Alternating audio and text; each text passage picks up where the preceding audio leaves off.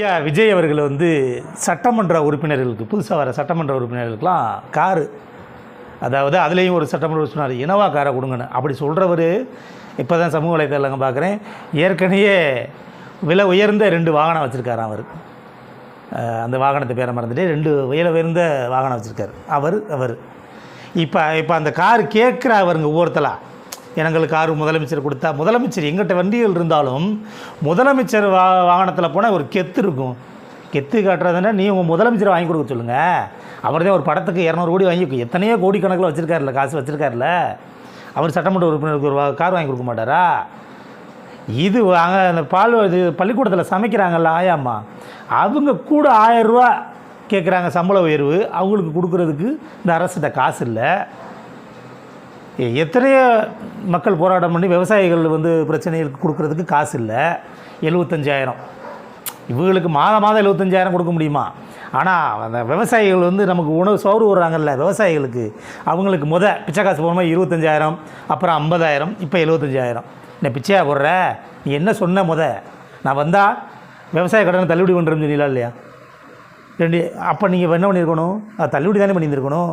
இது முன்னாடியிலே சொல்லலை. நீங்கள் இவங்களுக்கு 75,000 பராமரிப்பு வேறு.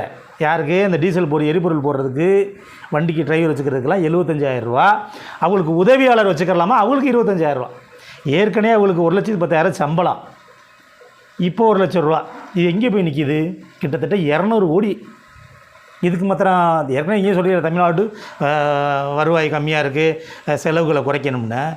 உங்கள்கிட்ட ஒரு 200 கோடி, நீங்கள் தான் கடைசியாக ஜனநாயக படத்தில் வாங்கின 200 கோடி சம்பளம் இருக்கும்ல, அந்த 200 கோடியை வச்சு நீங்கள் வாங்கி கொடுங்க. உங்களை யார் வேணாம்னு சொன்னால் வாங்கி கொடுத்தா வாங்கிட மாட்டாங்களா? அவருக்கு மட்டும் இல்லை, உங்கள் கட்சிக்காரர் எல்லாத்துக்கும் மாவட்ட செயலாளர் கூட வாங்கி கொடுங்க. இப்போ என்ன சொல்ல வரிய? இதில் மக்களுக்கு மக்கள் வரி, அது நானுமே வரி கட்டுறேன். இது நீங்கள் கேட்கலாம், நாங்கள் முதலமைச்சர் என்ன செஞ்சாலும் கேட்காம இருக்க முடியாது. மக்களுக்கான திட்டங்களை வருங்க பாராட்டலாம், ஆனால் திட்டங்களை வைக்கிறதுக்கு காசு இல்லை. கல்வித்துறையை கிட்டத்தட்ட ஒரு 2,000-3,000 கோடியை குறைச்சிருக்கீங்க. உயர்கல்வித்துறையில் 200 கோடியை குறைச்சிருக்கீங்க. இப்போல்லாம் குறைச்சி உங்கள் கட்சிக்காரர்களுக்கு புதுசாக வந்த சட்டமன்ற உறுப்பினர் யார்கிட்ட எந்த கட்சியில் அதிகமாக இருக்காங்க? விஜய் கட்சியில் தான் இருக்காங்க. அப்போ யாரோ ஒரு சிலர்கிட்ட காரு இல்லைன்னா நீங்கள் வாங்கி கொடுங்க. எல்லா சட்டமன்ற உறுப்பினர்கிட்டையும் கார் இல்லாமலாம் இல்லை.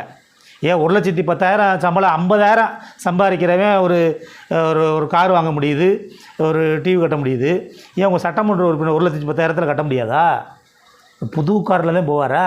சரி, அந்த புது கார் கொடுக்குறீல்ல, அந்த குடும்பங்கள் எடுத்து பயன்படுத்த மாட்டாங்களா? அந்த மக்கள் பிரச்சனைக்கு மாத்திரம்தான் எடுத்துகிட்டு போவாங்களா? அதை கொண்டு போய் நைட்டு கொண்டு போய் அரசு இதில் நிப்பாட்டிட்டு போகும்போது வீட்டுக்கு இதில் போவாங்க.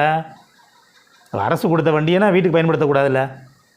இப்போ என்ன சொல்ல வாரீங்க? அதை நான் என்ன வேணுமாலும் செய்வேன், நான் செய்கிறது அப்படின்னா உங்கள் சொல்லுவாங்கள்ல ஊரா முட்டு நெய்யை நீங்கள் சொன்னீங்கல்ல, இப்போ யார் விட்ட நெய்யை எடுத்து நீங்கள் யாருக்கு கொடுக்குறீங்க?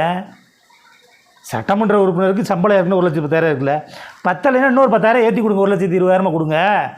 கூடுதலாக சம்பளத்தை 1 லட்ச ரூபா எத்தனை இதாக தெரியுமிட்டு இவங்களுக்கு உதவியாளர், அவங்களுக்கு எரிபொருள் போடுறதுக்கு 75,000 எங்கே போய் நிற்கிது? கண்டி வாகனம் காரும் கொடுத்து நீங்கள் யார் விட்டு வரி பணத்தை யார் எடுத்து கொடுக்குறது? உங்கள்கிட்ட இல்லாதவங்க கொடுத்துட்டா கூட பண்ண போயிடும்.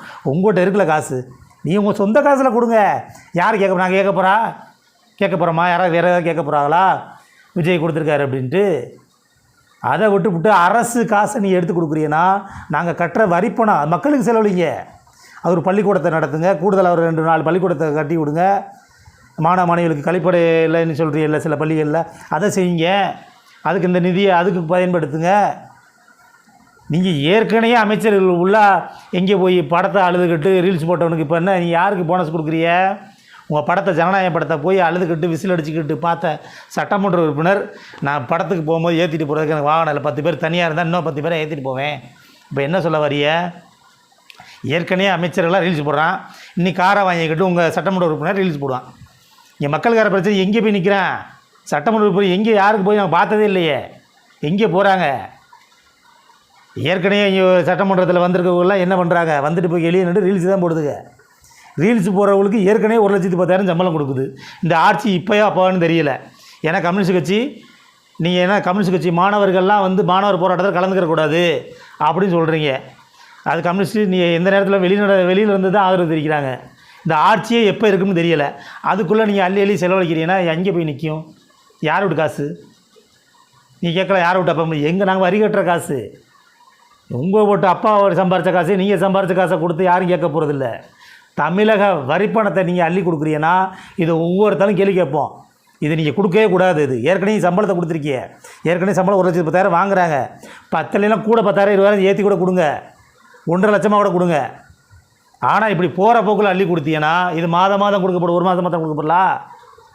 நீ இந்த வருஷத்தில் எப்படி இருக்குன்னா நீங்கள் மேக்கட் 10,000 எரிபொருள் 10,000 என்ன கொஞ்சம் கோரிக்கை வச்சாங்கன்னா இல்லைங்க. சட்டமன்ற உறுப்பினர் மக்களுக்கான வந்திருக்காங்க, மக்களுக்கு நல்லதுக்கிட்டு நீங்கள் மக்கள் வரி பணத்தை ஆட்டையை போடுறக்கா சட்டமன்ற உறுப்பினர் கூட்டிகிட்டு வந்து வச்சுருக்காங்க.